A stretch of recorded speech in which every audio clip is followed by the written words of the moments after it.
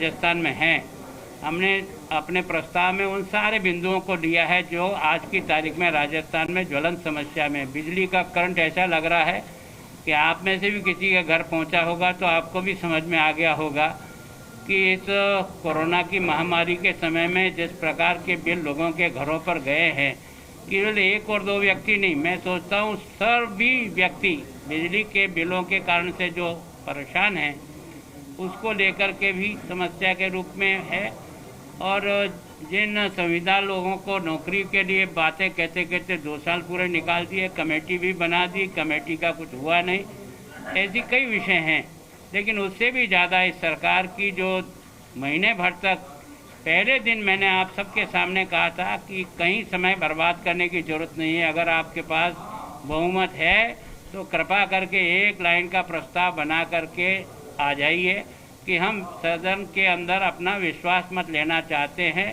तो न तो राजस्थान की जनता का समय खराब होता, न आपकी ये बाड़ेबंदी होती, न बीजेपी को गाली निकालने का मौका मिलता, और आपको बहुमत जो भी मिलना था, जैसा भी मिलना था, अभी भी कोशिश किए पेचिंग की, लेकिन आप सब लोग देख रहे हो कि एक पूरब जा रहा तो एक पश्चिम जा रहा है, एक को पकड़ के ला रहे तो दूसरा जैसलमेर जा रहा है।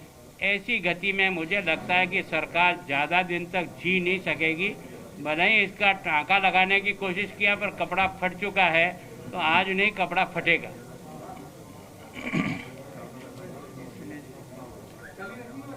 आज भारतीय जनता पार्टी के विधायक दल की बैठक जो परंपरागत रूप से सदन से पहले होती है, उसमें पार्टी और घटक दल के 75 में से 74 विधायक उपस्थित थे और विशेष तौर पर केंद्रीय मंत्री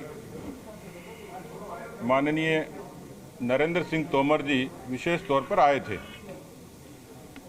उनका आने का मकसद आपको सियासी लगता होगा, लेकिन पिछले दिनों लगातार मुख्यमंत्री जी एक तरफ तो सहकारी संघवाद की बात करते हैं और दूसरी तरफ ओछे आरोप प्रधानमंत्री जी पर, गृह मंत्री जी पर और भारतीय जनता पार्टी पर लगाते हैं। ये सरकार विरोधाभासों की सरकार है, कंट्राडिक्शंस की गवर्नमेंट है। इस सरकार ने शायद विश्व कीर्तिमान बना लिया होगा कि जो सरकार लोकतंत्र की, नैतिकता की, एकता की, संगठन की और सद्भाव की बात करती हो और उसके लोग 1 महीने से भी ज़्यादा सरकार बाड़े में बंद हो, इसका शोध करना पड़ेगा कि ऐसा विश्व में कहीं घटित हुआ है क्या। दूसरा, लोकतंत्र, आज़ादी की, अभिव्यक्ति की, उन्मुक्तता की बात करने वाली सरकार का दृश्य एक बार फिर से दिखा कि एयरपोर्ट पर अभी तक तो राजस्थान में बाड़े इन्वर्टेड कोमाज में हैं, किनके होते हैं सब जानते हैं, लेकिन कल तो हद हो गई कि जिस तरीके से अफ्रीका में किसी समय गुलामों से व्यवहार किया जाता था, उस तरीके से रस्सियों के साए में एयरपोर्ट के दरवाजे से लेके बस तक पुलिस के लोग, वो वीडियोज आपने देखे होंगे कि पुलिस के लोग रस्सियां पकड़ पकड़ के विधायकों को, ऐसा लग रहा था कि एयरपोर्ट से भी कोई भाग सकता है। इसलिए मुझे लगता है कि जिस तरीके से केंद्र की योजनाओं की अनदेखी की, उस पर आज माननीय नरेंद्र सिंह तोमर जी ने खास तौर पर खेती से जुड़े महकमे से बहुत सारी बातें रखी जिनका ताल्लुक विधानसभा क्षेत्र के विधायकों से है। और पहली बार केंद्र की सरकार ने एक बड़ा काम किया है, 10,000 कृषि उत्पाद केंद्र बनेंगे। ये देश में पहली बार होगा और आवश्यकता रही तो उन्होंने कहा कि और भी बनाएंगे, लेकिन किसानों की आय दुगनी करने की दिशा में फूड प्रोसेसिंग के लिए जिस चीज़ की आवश्यकता थी उस पर ज़्यादा फोकस उन्होंने दिया। साथ ही साथ विधायकों को प्रबोधन दिया कि 500 बरस पुराना मसला, इस दौरान में खूब सारी सरकारें आई, लेकिन इस सरकार के रहते हुए मोदी जी के नेतृत्व में जिस तरीके से राम मंदिर का शिलान्यास हुआ, भूमि पूजन हुआ, अनुच्छेद 370 का समाधान हुआ, कश्मीर में एक बार फिर से शांति और सद्भाव और विकास की तरक्की के रास्ते पर कश्मीर चला, ऐसे केंद्र की सरकार से रिलेटेड बहुत सारे मुद्दों पर उन्होंने विधायकों का प्रबोधन किया। बहुत अच्छे माहौल में पूरे तरीके से पार्टी के विधायकों ने भी अपनी बात ठीक तरीके से अलग अलग रखी। मैं ये मानता हूं कि जैसे राजस्थान की सरकार जिस विग्रह का शिकार है और जिस तरीके से यू टर्न करना शुरू किया पहले दिन से ही, बड़ा अजीब विरोधाभास था कि अपने ही विधायकों के खिलाफ एसओजी और एसीबी में एफआईआर दर्ज करने के बाद वही एसओजी उन्हीं विधायकों की ढूंढ रही है और वही विधायक गृह मंत्री से, वही जो अभियुक्त है उनकी नज़र में, गृह मंत्री जी से मिलने, मुख्यमंत्री से मिलने उनके आवास पर पहुंच जाते हैं। तो किस तरीके की कानून व्यवस्था की बात करते हैं। तो मुझे लगता है कि शुरुआत से लेके सरकार के विग्रह से लेकर कल तक भी सरकार में एक भारी विरोधाभास है और ऐसी सरकार, जैसा माननीय नेता प्रतिपक्ष ने कहा कि कितने दिन चलेगी इसके भविष्य के बारे में नहीं कहा जा सकता। ऐसी संभावना है कि जिस तरीके से उन्होंने मशक्कत की है वो शायद विश्वास मत का प्रस्ताव रखें, लेकिन हम लोग भी पूरे तरीके से तैयार हैं अविश्वास प्रस्ताव लाने के लिए, क्योंकि ये सरकार हो सकता है कल सिर गिना दे, लेकिन मुझे लगता है कि जनता की नज़रों में इस सरकार का जनमत गिर चुका है और इसका बहुत लंबा भविष्य नहीं है। नैतिक रूप से सरकार हार चुकी है। हम लोगों ने कोरोना के कुप्रबंधन से लेके, टिड्डी से किसानों के प्रभावित होने से लेके, और राजस्थान में पिछले इस सरकार के रहते हुए 2.5 लाख से भी ज़्यादा मुकदमे राजस्थान की धरती पर दर्ज हुए और जिस तरीके से सीक्वेंस में गैंगरेप्स हुए, ये अपने आप में एक विडंबना है कि जो अच्छे सुशासन की बात करते थे आज उस पर एक किस्म से अपराधियों को संरक्षण देना और एक लचर प्रशासन की छवि इस सरकार की बनी है। हम लोग पूरी मुखरता से, यदि सदन जिस भी रूप में चलेगा, हम लोग, हमारे विधायक पूरे तरीके से तत्पर हैं, सरकार को पूरे तरीके से जनहित के मुद्दों पर घेरेंगे, ऐसी हमारी पूरी तैयारी है। सतीश जी, कल चूंकि आपके 75 विधायक हैं सही दल के मिलाकर, क्या कुछ ऐसे संकेत है कि और भी कोई अंतरात्मा की आवाज पर आप यदि अविश्वास प्रस्ताव लेकर आए तो वोट दे सकते हैं, हालांकि राजनीति की खतरे होता है? देखिए, आत्मा सबकी अपनी अपनी है और अंतरात्मा कैसी है ये भविष्य बताएगा, लेकिन हम अपनी जितनी हमारी संख्या है, क्योंकि मैं आज आपको कहूंगा तो फिर अशोक गहलोत जी कह देंगे कि जी बीजेपी ऑफिस में बैठ के सरकार गिरा रहे हैं, तो हमें कोई जल्दबाजी नहीं है। लेकिन ये दूर से किसी भी बिना एस्ट्रोलॉजर के भी कोई बता सकता है कि सरकार का अंतरात्मा की आवाज़ के बिना भी, अंतरात्मा से भी इस सरकार का बहुत लंबा भविष्य नहीं है। 1.5 महीने से अध्यक्ष सरकार स्वतंत्रता दिवस के पूर्व संध्या पर एक दिन पहले प्रकट होगी। सदन में अब तक अस्थायी कार्यसूची भी ट्रेजरी बेंचेस ने विधानसभा के माध्यम से हम तक नहीं पहुंचाई है। इससे लगता है कि सरकार का इरादा इस सदन के अंदर 5 सितारा होटल से चलकर बसों के द्वारा आकर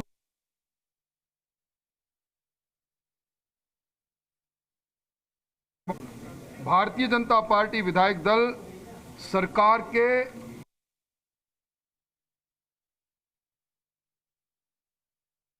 कुशासन के विरुद्ध में अविश्वास रख रही है। ये इस सरकार के विरुद्ध पहला अविश्वास का प्रस्ताव होगा और हम मजबूर करेंगे नियमों और प्रक्रियाओं में कि उस विधानसभा के फ्लोर पर उन सारी विफलताओं को हम उजागर करें। आज भी कांग्रेस विधायक दल के 2 अलग अलग जगहों पर विधायक इकट्ठा होकर अपनी बैठक कर रहे हैं। ये दुर्भाग्य है। कांग्रेस का अंतर्विरोध, आपस का झगड़ा जो स्थायी तौर पर लगता है कि सुलझ गया, फिर अंदर ही अंदर जिस प्रकार की आग सुलग रही है वो किसी से छुपी हुई नहीं और आंतरिक विवाद के अंदर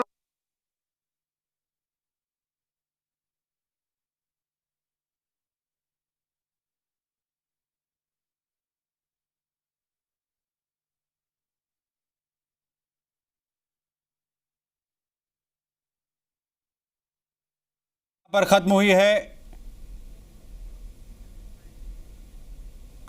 तो बीजेपी विधायक दल की बैठक यहां पर खत्म हुई है, जिसके बाद आखिर किस तरीके से आगे की रणनीति यहां पर बनाई जानी है और सीधे तौर पर जो तमाम नेता हैं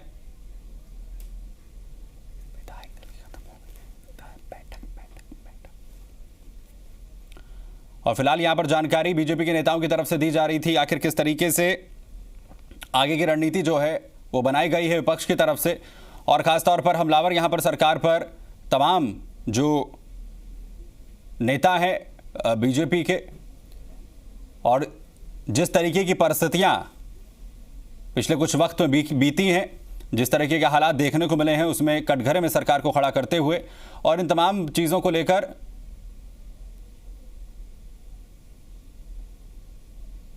कटघरे में सरकार को खड़ा किया गया है। तो सरकार नैतिकता खो चुकी है, ये कहते हुए पुनिया यहां पर नजर आए। उन्होंने कहा कि नैतिकता सरकार पूरी तरीके से खो चुकी है। इसके अलावा सरकार कितने दिन चलेगी इस बारे में नहीं कहा जा सकता है। नैतिकता जो है वो सरकार की खत्म हो चुकी है।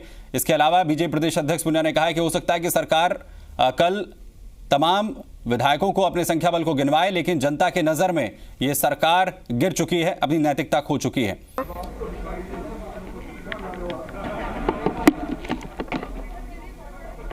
दरअसल उम्मीद यही जताई जा रही है कि 14 तारीख से जो विधानसभा का सत्र शुरू होगा उसमें सबसे पहले विश्वास प्रस्ताव जो है वो लाया जा सकता है, जिसके बाद सरकार अपना जो शक्ति परीक्षण है वो कर सकती है। हालांकि इसे लेकर अभी रणनीति बनाई जानी है।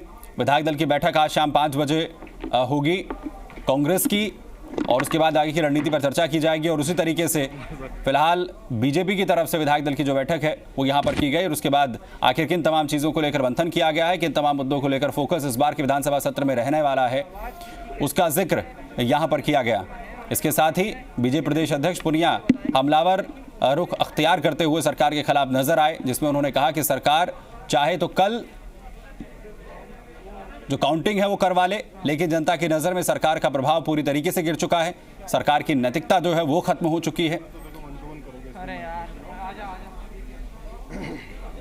और वहीं विधानसभा में अविश्वास प्रस्ताव बीजेपी की तरफ से लाया जाएगा, इसका जिक्र भी यहां पर किया गया है।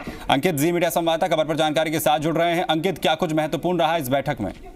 देखिए, बीजेपी की बात करें तो अब सत्ता पक्ष को घेरने की तैयारियों के बारे में जिक्र किया गया है, और साथ में अविश्वास प्रस्ताव की भी बातचीत सामने आ रही है। वो जो प्रस्ताव अभी बैठक में फाइनल हुए हैं उन्हें अंतिम रूप दिया जा रहा है। खासतौर पर अभी जो मुद्दे जनहित के लिहाज से अविश्वास प्रस्ताव के अलावा अगर बताया जाए तो टिड्डियों से जुड़ा मामला, कोरोना इम्पैक्ट हो, बिगड़ती अर्थव्यवस्था हो या महंगाई हो, तमाम स्टेट लेवल के आधार पर इन्हें घेरने की कोशिश रहेगी। वहीं बेरोजगारी और किसानों को न्याय नहीं मिलने की बातचीत भी सदन में उठाई जाएगी। अविश्वास प्रस्ताव जहाँ तक लगातार बीजेपी कहती रही है कि अब जो स्थितियां बनी उनके आधार पर सरकार को अब यकीन दिलाना होगा कि उनके पास बहुमत है। तो ऐसी स्थिति में यह प्रस्ताव दिया जा सकता है। बीएसी की मीटिंग जो होगी, कार्य सलाहकार समिति की बैठक में भी यह प्रस्ताव देना होगा। और जाहिर है सुप्रीम कोर्ट ने भी ये पूछा था कि अभी जो सुनवाई हो रही थी उसमें कि कल सत्ता पक्ष का रूप क्या रहेगा वो पूछकर बताइए। तो बीजेपी ने भी अपने तरफ से स्पष्ट किया है कि अविश्वास प्रस्ताव विधानसभा में लाया जाएगा। जब ये कहते हुए बीजेपी प्रदेश अध्यक्ष जो है वो नजर आ रहे हैं, वहीं गुलाबचंद कटारिया से बातचीत करें जी मीडिया संवाददाता। लेकर के आएंगे, हमने तैयारी करके आज 100% जितने भी हमारे विधायक हैं सबके दस्तखत से हम तेज करेंगे और सरकार को मजबूर करेंगे कि जिन विषयों पर हमने प्रस्ताव मूव किया है उन सारे विषयों पर चर्चा। लेकिन कटारिया जी, संख्या बल तो आपके पास उतना ही है जितना सदन में पहले दिन से था। अविश्वास प्रस्ताव जब पेश करते हैं उसका संख्या का नहीं है, संख्या का नहीं है, उस भावना का है। क्यों हम अविश्वास प्रस्ताव ला रहे हैं और उसके बाद वोटिंग होती है। कई बार सरकारों के खिलाफ अविश्वास प्रस्ताव पहले भी आए हैं, लेकिन कभी जरूरी नहीं है कि वो सब वोटिंग हमारे पक्ष में हो जाए। मैं सोचता हूँ विषय को लाना हमारा धर्म बनता है, वो हम लाएंगे। आप भी 10 बजे अविश्वास प्रस्ताव देंगे, सरकार भी अगर विश्वास प्रस्ताव लाती है तो पहले किस पर चर्चा होगी? तो सामान्य तो जो हमारी विधानसभा की प्रक्रिया का नियम है उसमें विश्वास मत को पहले प्रायोरिटी मिलती है, अविश्वास को उसके बाद। तो विश्वास मत पर होती है तो वोटिंग कल ही करानी होगी? विश्वास मत के ऊपर भी हमारा राइट बनता है विषय को रखने का। उनकी तरफ से भी अपनी बात कहेंगे, हम भी अपनी बात कहेंगे, और फिर स्पीकर जो है वो अगर वोट डिवीजन कराता है तो वोट डिवीजन होगा। लेकिन जिस दिन चर्चा शुरू हो जाएगी उसी दिन वोटिंग करानी पड़ेगी? अब ये तो सामान्यतः अध्यक्ष पे डिपेंड करता है। अगर चर्चा को लंबी करना चाहे तो 2 दिन भी करा सकता है, उसी दिन समाप्त करके जाना चाहे तो भी जा सकता है, ये उसके ऊपर निर्भर। क्या लगता है कि अंतरात्मा की आवाज़ पर कोई वोट की अपील करेंगे आप दूसरे लोगों से, कांग्रेस के जो हैं? तो अंतरात्मा होती तो ये स्थिति नहीं बनती। जो पार्टी अपने आप को कहती है कि हम एक दल है, हम एक दल है, अभी तक तो नाटक चल रहा है, जबकि दिल्ली से आप ये करा के आ गए, आपका कुनबा भी टूट के आ गया, यहाँ आए, वो यहाँ आए तो वो जैसलमेर चले गए, वो इधर आते हैं तो होटल में बंद हो जाते हैं। अभी तक जिनका आपस में मेल मिलान, इसका मतलब ये केवल ऊपरी आवरण से हुआ कि इनका कोई आपस में सामंजस्य बना, पर मुझे लगता है कि ये जो टूटन हुई है ये कोई न कोई निर्णायक दौर में जाएगी। मुख्यमंत्री अभी भी बीजेपी पर ही आरोप लगा रहे हैं, कांग्रेस की सारी का स्वभाव बन गया। क्या होता है कि जब कभी पत्नी से झगड़ा होता है ना तो बच्चे को थप्पड़ मारते हैं, ताकि बच्चे को थप्पड़ से माँ समझ जाए कि थप्पड़ तेरे को लग रही है। तो नेता प्रतिपक्ष गुलाब चंद कटारिया कह रहे हैं कि वो कल अविश्वास प्रस्ताव लेकर के आएंगे और यह सरकार के प्रति, सरकार के काम में उनके अविश्वास का संकेत होगा। कैमरा पर्सन मनीष रोहिला के साथ शशि मोहन, जी मीडिया, जयपुर। तो यहां पर बीजेपी ने साफ कर दिया है कि अविश्वास प्रस्ताव जो है वो लेकर आ रही है, यानी बेहद दिलचस्प इस बार का विधानसभा सत्र होने जा रहा है। फिलहाल इतना ही खबरें जा रही हैं, आप बने रहिए जी राजस्थान के साथ। नमस्कार।